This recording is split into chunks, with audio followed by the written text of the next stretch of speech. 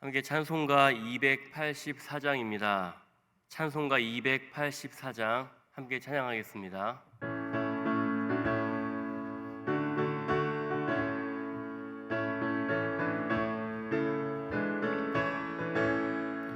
오랫동안 모든 죄 가운데 빠져 더럽기가 한량 없던 우리들 아무 공로 없이 구원함을 얻어 하나님의 자녀 지금 되었네.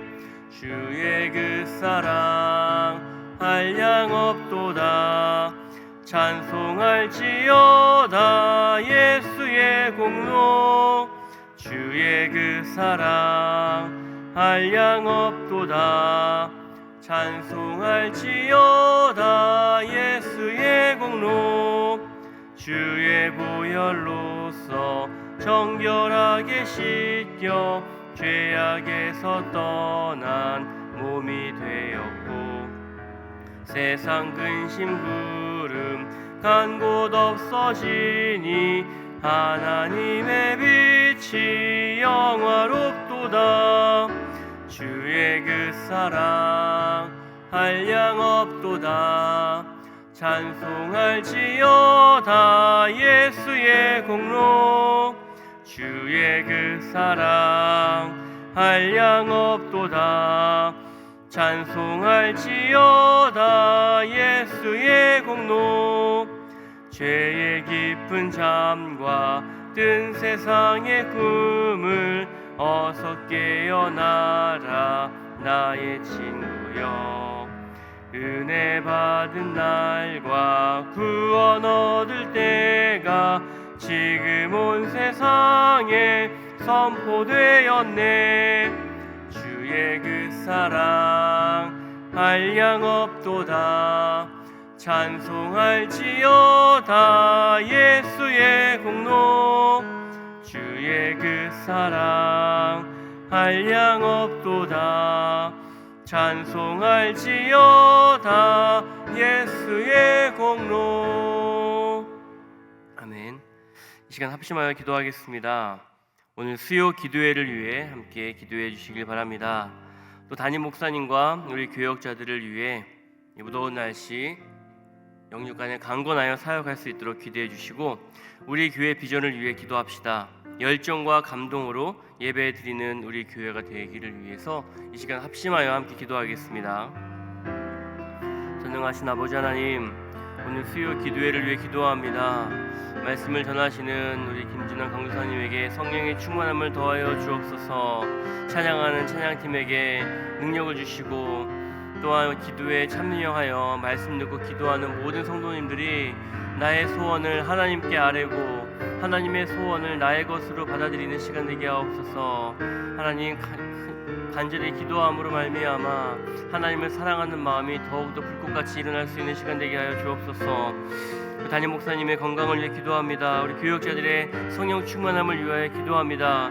이 교회의 사역을 맡은 우리 교역자들에게 능력을 주셔서 하나님이 맡기신 사역을 부족함 없이 감당하도록 성령께서 이끌어 주시옵소서. 하나님 우리 교회가 열정과 감동으로 예배드리는 교회 되기를 원합니다. 하나님을 기쁘시게 하는 교회 성도들, 또 하나님이 원하시는 것을 이루어드리는 그의 삶을 충만히 살아가는 성도들 되게 하여 주시옵소서. 예수님의 사랑받는 자녀로서 하나님이 원하시는 일에 서 있는 우리 교회 성도들 되기를 간절히 원합니다. 이 일을 위해 기도하는 우리 교회 되게 하여 주시옵소서. 이 모든 말씀 우리 주 예수 그리스도의 이름으로 기도드립니다. 아멘. 함께 읽을 말씀은 사사기 14장 1절부터 20절입니다. 사사기 14장 1절부터 20절까지 말씀을 한 절씩 교독하겠습니다. 삼손이 딥나에 내려가서 거기서 블레셋 사람의 딸들 중에서 한 여자를 보고 올라와서 자기 부모에게 말하여 이르되 내가 딥나에서 블레셋 사람의 딸들 중에서 한 여자를 보았사오니 이제 그를 맞이하여 내 아내로 삼게 하소서 하매 그의 부모가 그에게 이르되 내 형제들의 딸들 중에나 내 백성 중에 어찌 여자가 없어서 내가 할례 받지 아니한 블레셋 사람에게 가서 아내를 맞으려 하느냐 하니 삼손이 그의 아버지에게 이르되 내가 그 여자를 좋아하오니 나를 위하여 그 여자를 데려오소서 하니라. 그때에 블레셋 사람이 이스라엘을 다스린 까닭에 삼손이 틈을 타서 블레셋 사람을 치려 함이었으나 그의 부모는 이 일이 여호와께로부터 나온 것인 줄은 알지 못하였더라. 삼손이 그의 부모와 함께 딥나에 내려가 딥나의 포도원에 이른즉 젊은 사자가 그를 보고 소리 지르는지라.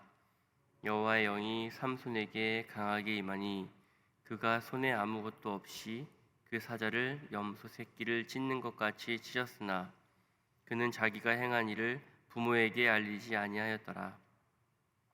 그가 내려가서 그 여자와 말하니 그 여자가 삼손의 눈에 들었더라. 얼마 후에 삼손이 그 여자를 맞이하려고 다시 가다가 돌이켜 그 사자의 주검을 본즉 사자의 몸에 벌떼와 꿀이 있는지라.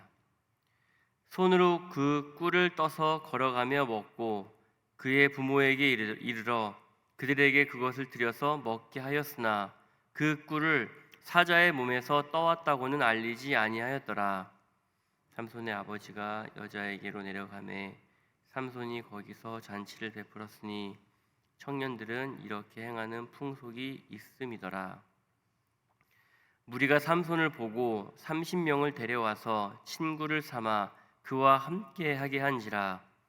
삼손이 그들에게 이르되 이제 내가 너희에게 수수께끼를 내리니 잔치하는 이래 동안에 너희가 그것을 풀어 내게 말하면 내가 베옷 30벌과 겉옷 30벌을 너희에게 주리라. 그러나 그것을 능히 내게 말하지 못하면 너희가 내게 베옷 30벌과 겉옷 30벌을 줄지니라 하니 그들이 이르되 내가 수수께끼를 내면 우리가 그것을 들으리라 하매 삼손이 그들에게 이르되 먹는 자에게서 먹는 것이 나오고 강한 자에게서 단 것이 나왔느니라 하니라. 그들이 사흘이 되도록 수수께끼를 풀지 못하였더라. 일곱째 날에 이르러 그들이 삼손의 아내에게 이르되 너는 내 남편을 꾀어 그 수수께끼를 우리에게 알려달라 하라. 그렇지 아니하면 너와 내 아버지의 집을 불사르리라. 너희가 우리의 소유를 빼앗고자 하여 우리를 청한 것이 아니냐. 그렇지 아니하냐 하니 삼손의 아내가 그의 앞에서 울며 이르되 당신이 나를 미워할 뿐이요 사랑하지 아니하는도다. 우리 민족에게 수수께끼를 말하고 그 뜻을 내게 알려주지 아니하도다 하는지라.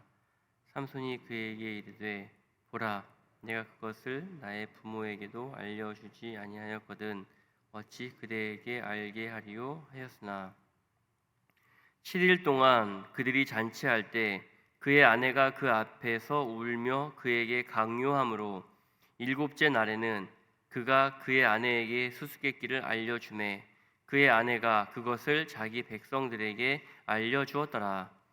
일곱째 날 해 지기 전에 성읍 사람들이 삼손에게 이르되 무엇이 꿀보다 달겠으며 무엇이 사자보다 강하겠느냐 한지라.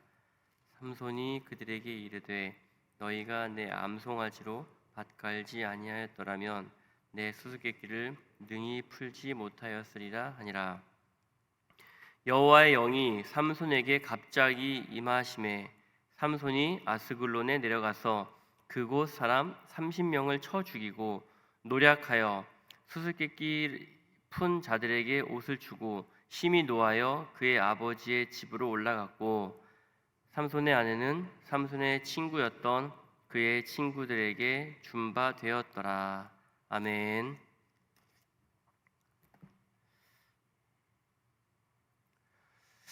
우리는 하나님의 부르심의 사사가 된 삼손의 이야기를 보고 있습니다.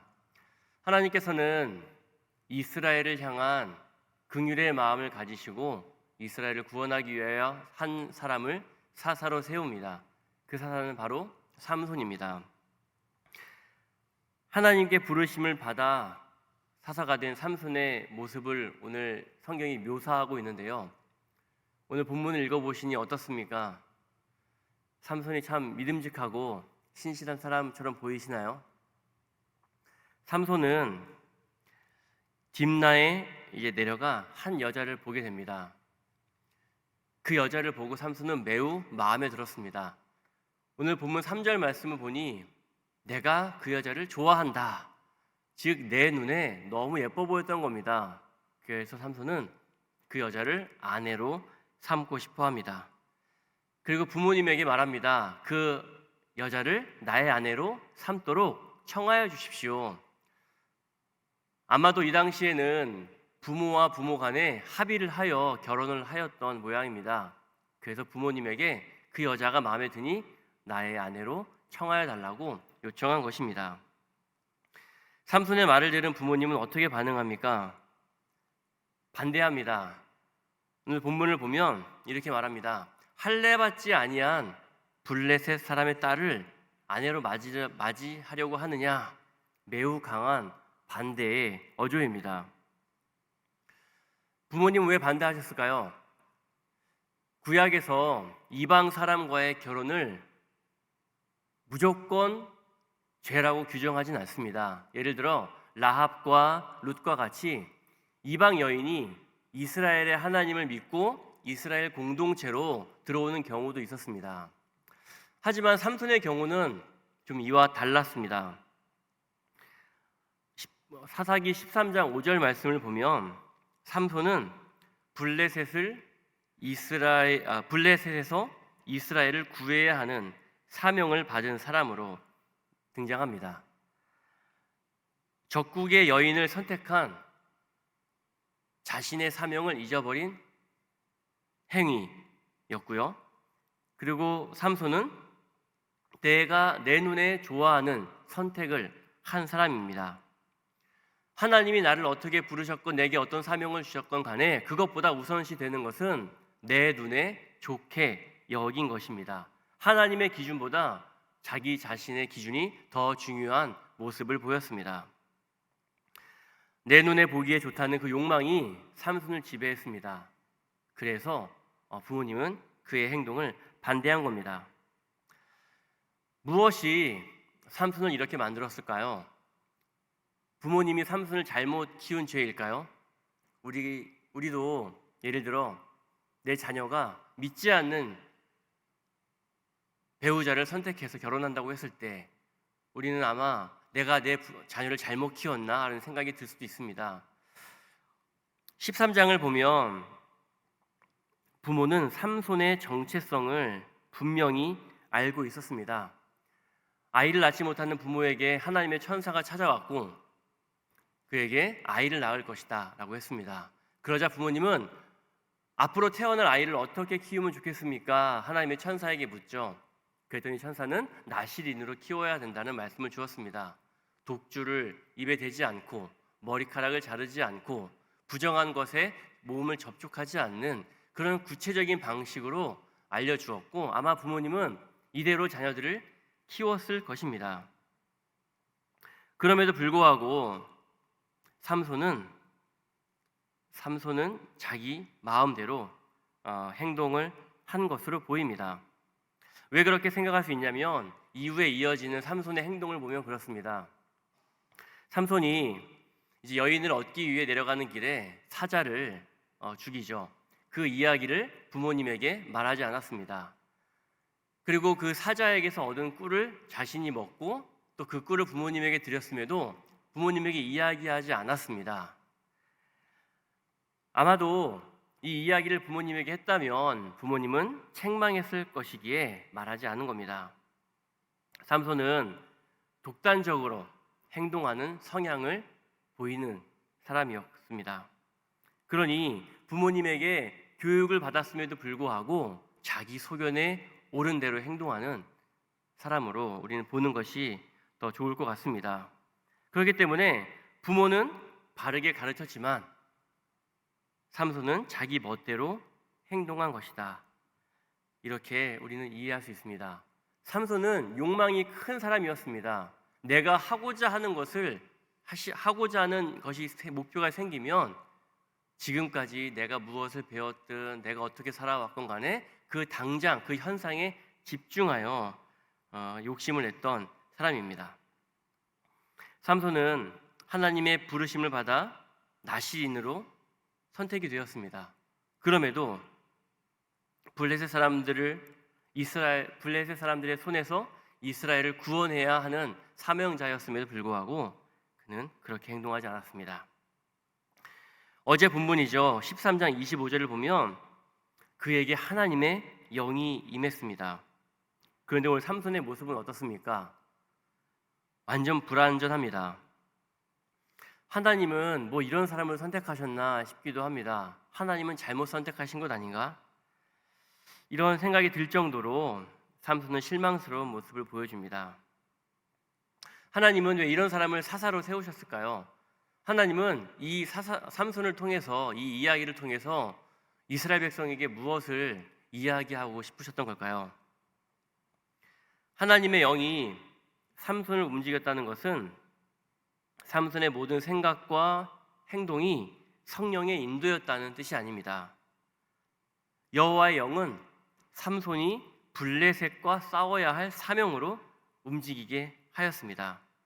하지만 삼손의 눈과 욕망은 블레셋 여인에게로 이끌렸습니다. 이런 삼손의 모습은 그 당시 이스라엘의 모습을 보여줍니다. 삼손의 이야기는 한 사람의 실패만을 보여주지 않아요. 삼손의 모습은 그 당시의 이스라엘의 상황을 그대로 묘사합니다. 이스라엘은 어떤 민족이었습니까? 하나님의 선택을 받은 민족이었죠. 그리고 하나님의 언약 백성대로 살아가도록 부르심을 받은 자들이었습니다. 하나님을 모르는 세상에 하나님이 어떤 분이신지를 드러내야 하는 자들이었어요. 하나님 말씀을 순종하고 그러므로 인해서 하나님이 어떠한 신인지를 모든 이방 민족에게 보여주어야 했습니다. 그러나 이스라엘은 가나안 땅에 들어가서 가나안 땅이 섬기는 우상을 따랐습니다. 눈에 보이는 좋은 것, 자신의 욕심에 따라 좋은 것을 따랐습니다. 삼손이 블레셋 여인을 보고 그 여자가 좋다, 내 눈에 좋게 여긴다 라고 말했던 것처럼 이스라엘 백성도 가나안 땅에 들어가서 이것이 좋습니다, 내 눈에 이것이 더 좋아 보입니다 라고 행동하며 마음을 빼앗겼습니다. 삼손에게 하나님의 영이 임했지만 그가 자기 욕망에 흔들렸듯이 이스라엘도 하나님의 은혜와 능력을 경험했지만 하나님을 떠나게 된 모습이 완전히 데칼코마니처럼 보여집니다. 사랑하는 성도 여러분, 삼손은 이스라엘을 구원해야 할 사람이었음에도 불구하고 그 자신이 먼저 구원받아야 할 사람이었습니다. 삼손이 이스라엘을 닮은 것처럼 우리도 삼손을 닮아 있습니다. 하나님의 은혜를 경험하고 말씀을 들으면서도 중요한 순간에는 내가 좋은 것을 선택하는 모습이 없는지 우리는 오늘 돌아봐야 합니다. 우리는 오늘 이렇게 물어야 합니다. 내 눈에 좋아 보이는 것을 선택하는지 아니면 하나님이 보시기에 좋은 것을 선택하는지 우리는 나를 점검해 볼 필요가 있습니다. 삼손을 오늘 묵상하면서 이런 생각이 들었습니다. 삼손이 모든 면에서 이랬을까요? 모든 면에서 다 이렇게 엉망진창이었을까요? 그렇진 않았을 것 같습니다. 삼손 이야기에는 반복적으로 여자가 등장하죠. 삼손에게는 큰 약점이 하나 있었던 것 같습니다. 바로 이성적인 부분에서 큰 약점을 드러낸 겁니다. 모든 사람에게 약한 부분이 있습니다. 누군가는 돈에 약하고 인정에 약합니다. 그리고 승진에 약하고요, 명예에 약하고 유흥과 쾌락에 약할 수 있습니다. 우리 모두는 이런 것들 중에 하나에 노출될 때 극심히 약한 모습을 보입니다. 사명을 잊어버리게 만들 만큼 나에게 달콤하게 다가오는 것들이 있습니다. 우리는 살면서 알게 됩니다. 내가 이런 부분에 약하구나, 나는 돈에 약하구나, 나는 인정에 약하구나. 나는 성공에 취약하구나. 그런 것들에 노출될 때 내가 하나님의 기준을 따르기보다 내가 좋아하는 것을 쫓아가는 그런 모습을 우리는 경험하게 됩니다. 우리는 그 경험들을 통해서 나의 연약함을 인정하고 경계해야 합니다. 이런 것들이 내게 올 때 나는 취약하구나. 그럼 그런 것들에서 멀어지든지 아니면 그런 것들이 올 때에 하나님께 기도하면서 이것들을 극복할 수 있는, 이것들의 유혹을 떨쳐버릴 수 있든지 기도해야 합니다.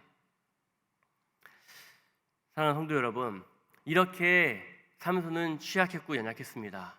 우리도 마찬가지로 연약한 부분이 있습니다. 그런데 성경은 이 연약함 속에서도 우리에게 위로의 말씀을 줍니다. 오늘 14장 4절 말씀입니다. 오늘 14장 4절 말씀을 보면 하나님께서는 이 삼손의 연약함이 드러나는 사건을 통해서도 블레셋을 칠 기회를 찾으셨다고 말합니다. 14장 4절을 보시면 삼손이 틈을 타서 블레셋 사람을 치려 함이었다라고 되어 있습니다. 여기 삼손이 블레셋을 치려 했다라고 되어 있죠. 근데 히브리어 성경을 보면 삼손으로 번역한 단어가 3인칭 단수 그로 되어 있습니다. 그는 누굴까요? 다른 번역 성경은 이 그를 하나님으로 번역하고 있습니다. 특히 새 번역은 주님께서 블레셋 사람을 치실 계기로 삼으려고라고 번역하고 있다는 겁니다. 이 14장 4절을 문맥을 보면 삼손으로 번역하기보다는 여호와 하나님으로 번역하는 것이 문맥상 더 어울립니다. 그렇게 읽으면 삼손은 자신의 욕심을 따라 블레셋 여인을 취하려고 내려갔지만 하나님께서는 그 일을 블레셋 사람을 치는, 이스라엘을 블레셋으로부터 구원하시는 계기로 삼으셨다라고 우리가 읽을 수 있다는 겁니다. 이렇게 읽으면 하나님의 신실하심이 드러납니다. 삼손의 불완전함에도 불구하고 하나님은 자신의 계획을 신실하게 이루어 가시는 분으로 등장하는 겁니다. 삼손의 연약함, 하나님의 신실함이 대조되고 있습니다. 사랑하는 성도 여러분, 삼손은 불완전한 구원자였습니다. 이후에도 연약한 모습들이 반복해서 등장합니다. 그러나 그런 삼손은 하나님의 손에 이끌려 쓰임받게 됩니다. 우리는 이 본문을 보면서 이스라엘 백성들은 더 온전한 구원자, 더 완전한 구원자가 없는가라는 기대를 하게 되죠. 신실하신 하나님께서는 우리들에게 더 온전한 구원자 예수님을 보내주셨습니다. 예수님께서는 내 눈에, 자신이 눈에 보기에 좋은 걸 선택하신 것이 아니라 하나님이 원하시는 것을 따라갔던 분이었습니다. 우리가 지난 몇 달 동안 요한복음 말씀 묵상을 통하여 담임 목사님 말씀을 통해서 예수님이 어떤 분인지 배웠습니다. 예수님께서는 하나님이 보내신 뜻을 이루기 위해 죽기까지 순종하신 분이었습니다. 죄인들을 구원하기 위해 목숨을 버리신 분이셨습니다. 완전히 하나님의 뜻을 이루신 구원자이셨습니다. 우리는 예수님의 믿음을 통해서, 예수님의 그 순종을 통해서 하나님이 우리를 얼마나 사랑하셨는지를 보게 되었고요. 그리고 하나님이 우리를 사랑하신 것처럼 우리도 그 예수님의 순종을 따라 살아가야 함을 배웠습니다. 그러므로 믿음은 내가 좋은 것을 선택하는 것이 아니라 하나님이 좋아하시는 것을 선택하는 겁니다. 나를 구별하여 부르신 하나님의 뜻을 묻고 그 뜻에 순종하며 사는 것이 믿음입니다. 근데 그렇게 살기가 쉽나요? 쉽지 않습니다. 그래서 우리는 날마다 하나님을 붙들어야 합니다. 나의 연약함을 인정해야 하고 하나님의 강함을 붙들어야 합니다. 하나님의 손에 붙들려서 끌려갈 수 있도록, 비록 오늘 연약하여 넘어질 수 있지만 회개하고 다시 방향을 하나님께로 돌려 하나님이 원하시는 것에 서는 것이 바로 믿음의 모습일 것입니다.